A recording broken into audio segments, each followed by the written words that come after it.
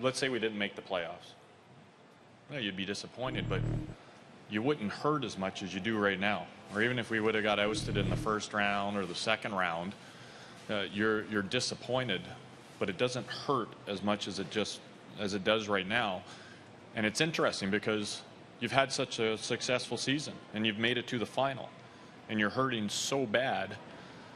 But if you would have went out earlier, there wouldn't be near the hurt. So I just want our guys to understand what kind of season they had. It was an amazing season. They fought through adversity. They bonded together. They leaned on each other to have that expectation to win and to be to practice hard, to train hard. I think we've really fostered and cultivated an expectation of winning here, and I hope it rubs off on the rest of our organization.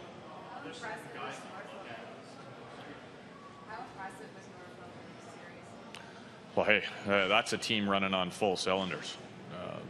They are an excellent team, and like the scouting reports that we got before, it's not by accident they've won all these games in a row. That is an excellent team that is not only skilled, but they check well and they're healthy.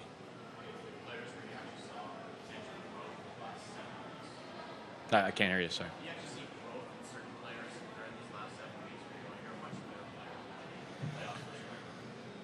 Well, yeah, and I think it was kind of like ebb and flow. You saw guys really step up their game, and then you would see guys fall off and try to get it back again.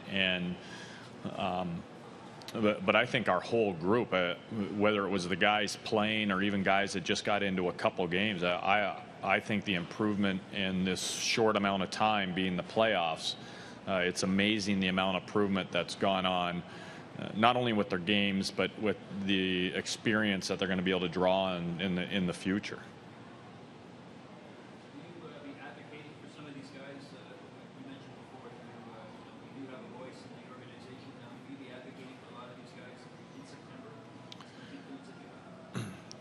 Well, I think what happens now is, you take a step back, you really have a hard look at your team and who's gotten closer to being ready.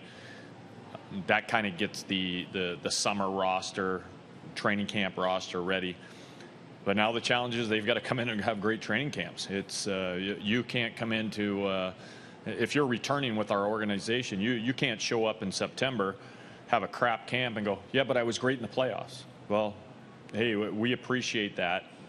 You may get a little bit of a benefit of the doubt. But now the turnaround's quick. These guys are going to have to get some rest and get right to their summer training so they can be excellent in September. But moving the answer to your question is yes. Some of these guys have taken some necessary strides, but the onus will be on them to have great training camps.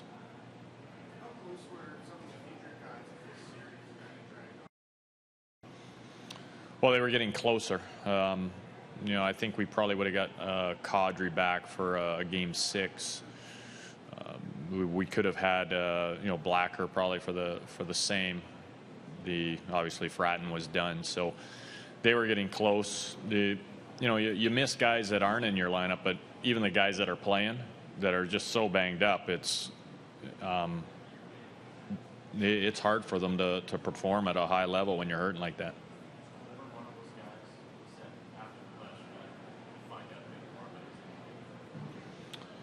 Well, I think it was still bothering him. Listen, his whole one finger was totally shattered, and he was trying to play with it, and it never really got the right time to heal. And so, he was battling things, but you can go right through our lineup. It's the lineup in that medical room every day. I don't know how Paul Ayotte did it and kept these guys together. Your organization hasn't made the playoffs in 7 years. You talked about the hurt today so far. Is that going to help go in the long run? Do you think we've got some hungry guys now, some kids have tasted a little bit of championship hockey and maybe they'll carry on?